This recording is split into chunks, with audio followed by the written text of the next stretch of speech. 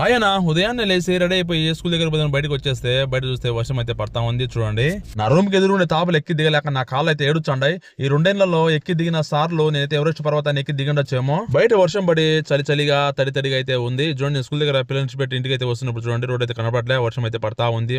మబ్బులాగా అయితే కమ్మకపోయింది అంతా. వర్షం పడేటప్పుడు కోవిడ్ అయితే చాలా జాగ్రత్తగా పోవాలి. కోవిడ్ వాళ్ళు చాలా స్పీడ్ గా పోతుంటారు. వర్షం పడినట్టు భలే ఆనందం వీళ్ళకి. వర్షం పడుతుంది కదా, కార్లు కడిగేది ఏమైతే ఉండదు కాబట్టి నేనైతే బ్రేక్ఫాస్ట్ తయారు చేసుకున్నా. రెండు ఎర్రలు కట్ చేసి రెండు కోడిగుడ్లు వేసుకొని ఎగ్ ఫ్రై అయితే తయారు చేసుకున్నా. దాంట్లోకి కుబ్బూస్ అయితే తెచ్చుకున్నా. కడుపులో కాలినప్పుడే భార్య విలువ అయితే తెలుస్తుంది. ఇంటి దగ్గర ఉన్నప్పుడు వాళ్ళు చేసి పెట్టి తిని అది బాగలేదు ఇది బాగలేదు అని చెప్తాం బాగున్నా కూడా. అదే కోవిడ్ లో మనం తయారు చేసుకుంటే అది చండాలంగా ఉన్నా కూడా తినాల్సిందే తప్పదు. కోవిడ్ లో ఉన్న డైర్లు కడుపు నిండా ఆహారము కంటి నిండా నిద్ర ఎప్పుడో మర్చిపోయింటారు. ఎందుకంటే కోవిడ్ లో మనం చేసుకుంటేనే తినాలి, లేదంటే ఇంకా పచ్చ అయితే ఉండాలి. ఏదైనా చేసుకోవాలన్నా కూడా టైం అయితే ఉండదు. ఎప్పుడు డ్యూటీలు ఎప్పుడు ఉంటాయో ఎప్పుడు పిలుస్తారో మనకైతే తెలియదు. చాలా సార్లు అయితే పచ్చులు కూడా ఉన్నాం అనమాట. అట్లే నేను చాయ్ కూడా చేసుకున్నాను చూడండి. ఈ వీడియో మీరు లైక్ కొట్టండి, నా ఛానల్ సబ్స్క్రైబ్ చేసుకోండి.